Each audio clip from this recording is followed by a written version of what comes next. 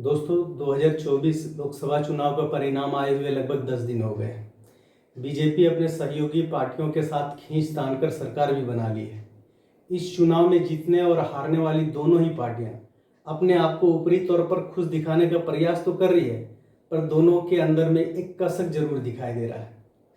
इधर उत्तर प्रदेश के चुनावी परिणाम का मामला ज़्यादा गर्म है, क्योंकि बीजेपी राम मंदिर निर्माण के बाद भी 80 लोकसभा सीट में से मात्र 37 सीटें ला पाई है।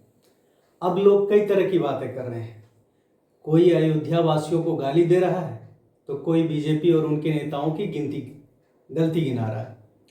पर उत्तर प्रदेश के बीजेपी की स्थिति का कोई भी सही कारण को समझ नहीं पाया है, क्योंकि लोग चीज़ों को दूर से देखकर आकलन लगा रहे हैं। मैं 2015-20 के बीच पूर्वांचल एक्सप्रेसवे और बनारस के रिंग रोड पर काम किया हूँ। उस आधार पर सच्चाई आप लोगों के सामने रखने का प्रयास कर रहा हूँ।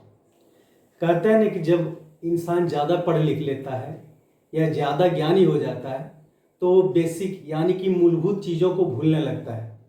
जैसा आपने देखा होगा कि एक पढ़ा लिखा बेटा तरक्की के नाम पर शादी के कुछ साल बाद ही अपने बीवी बच्चों को लेकर घर से बाहर चला जाता है और घर में रह जाते हैं अकेले बूढ़े माँ बाप, जिस कारण गांव और समाज के लोग उन पढ़े लिखे लोगों को नापसंद करने लगते हैं। बीजेपी के साथ भी वही हाल है। बीजेपी पंचतंत्र के पंडितों का संगठन बनकर रह गया है, बेसिक चीज़ों पर ध्यान नहीं दे पाता है। बीजेपी सरकार विकास के नाम पर बड़े बड़े निर्माण तो करती है, पर उन निर्माण के दूसरे पहलू यानी कि निर्माण क्षेत्र में होने वाले पब्लिक की परेशानी से उन्हें कोई लेना देना नहीं होता है। यदि आपके क्षेत्र में नई सड़क या सड़क चौड़ीकरण का काम हुआ होगा तो आप इस चीज़ को भली भांति समझ पाएंगे। सरकारी निर्माण करने वाली ठेकेदार कंपनियां सिर्फ अपने फायदे के लिए काम करती है, उनको पब्लिक की परेशानी से कोई मतलब नहीं रहता है।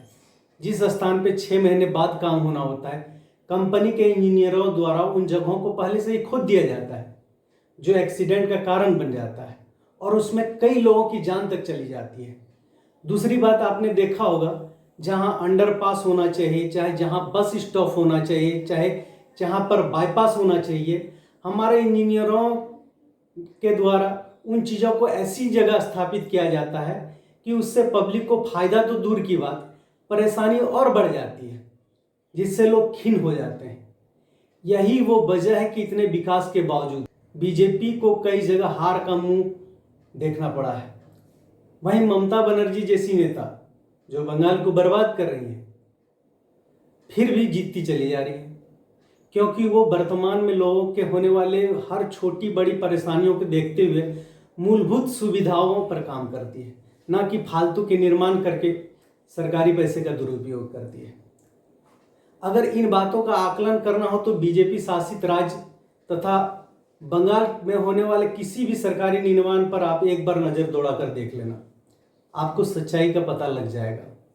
दोस्तों, मैंने इन चीज़ों को ज़मीनी स्तर पर रहकर अनुभव किया है, और यदि आपको भी लगता है कि मैंने जो कारण बताया है बीजेपी के हार का वो सही है, तो आप इस वीडियो को हर बीजेपी नेता और कार्यकर्ता तक ज़रूर पहुंचाएं, ताकि उनमें काम करने और काम करवाने की समझ आ सके।